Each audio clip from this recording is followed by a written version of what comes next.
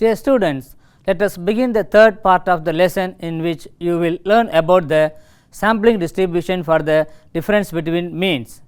Sampling distribution for the difference between means refers to the distribution of the differences between two sample means taken from different populations. It helps us to understand the behavior and variability of the difference between means when different samples are drawn from the respective populations.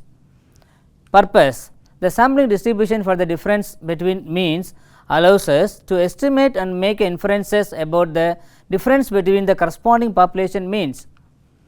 It provides insight into the potential range and distribution of values that the difference between means can take.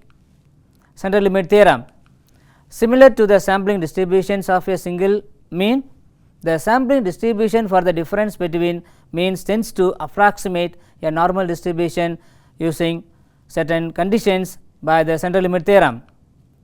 When the sample sizes are large enough and the populations are approximately normally distributed, the sampling distribution for the difference between means becomes more closely approximated by the normal distribution. And variability: the sampling distribution for the difference between means has its own variability, which is typically measured by the standard deviation or variation of the distribution.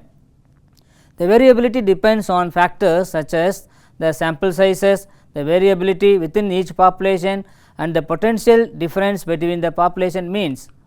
Next, the relationship to the population. The sampling distribution for the difference between means provides information about the sampling variability of the difference. It also allows us to make inferences about the corresponding population parameter, which is the difference between the population means.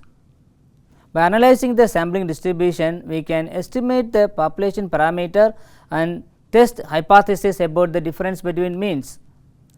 The statistical test: the sampling distribution for the difference between means is often used in hypothesis testing to compare the means of two populations.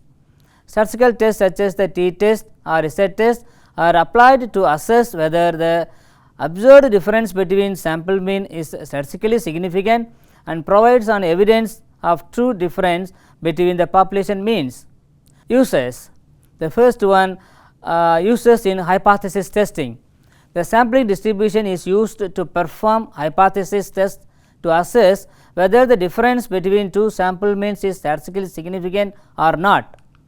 By comparing the observed difference to the expected variability in the sampling distribution, we can determine if the difference is likely due to chance or if it is represent a true difference in the population means.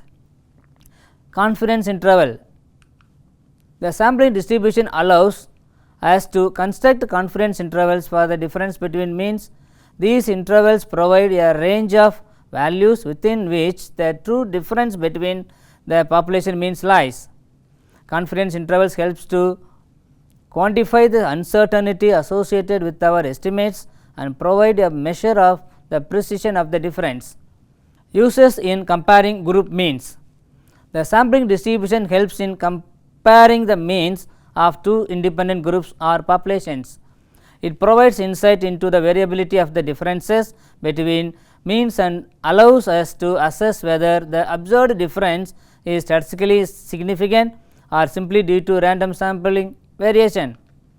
Estimation of effect size: the sampling distribution can be used to estimate the effect size, which quantifies the magnitude of the difference between means. Effect size measures such as Cohen's d or Kedge's g provide a standardized measure of the difference between means, allowing for comparison across different studies or contexts. Power analysis: the sampling distribution is essential for conducting power analysis.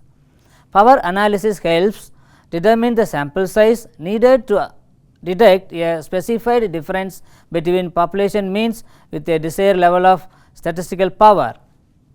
By understanding the variability in the sampling distribution, we can estimate the power of a study and optimize the sample size to achieve adequate statistical power. In this figure, we are having mean for sample proportions from population 1 P1 mean for sample proportions from population 2, it is denoted by P2. Mean for all differences in sample proportions from the two populations is denoted by P1 minus P2, and also we are having standard error formula for sample proportions from population 1 is square root of P1 into 1 minus P1 by N1. For the population 2, we are having the standard error formula is square root of P2 into 1 minus P2 by N2, and standard error formula for two populations is square root of P1 into 1 minus P1 by N1 plus P2 into 1 minus P2 by N2.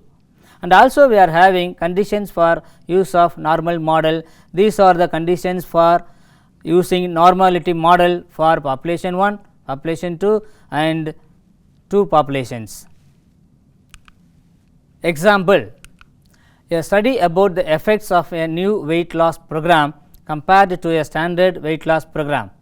We randomly assign participants to two groups, group A which follows new program and group B which follows the standard program.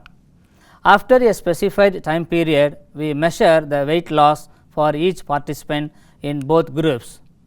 Let us say we have the following weight loss data.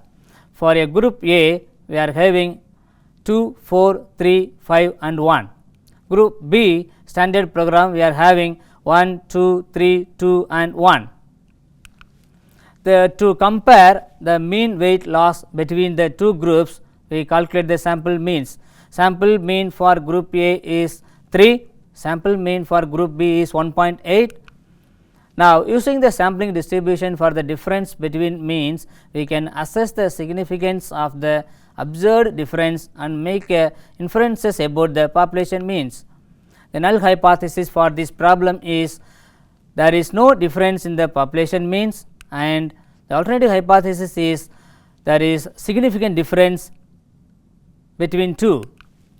By calculating the test statistics, for example t statistic, using the sample means and sample standard deviations and referring to the appropriate distribution, for example t distribution, we can evaluate the statistical significance of the observed difference. By considering the sampling distribution for the difference between means, we can determine whether the observed difference in weight loss between the two programs is statistically significant and make conclusions about the effectiveness of the new weight loss program. The sampling distribution allows for statistical inference and helps in understanding the variability and uncertainty associated with the difference between means.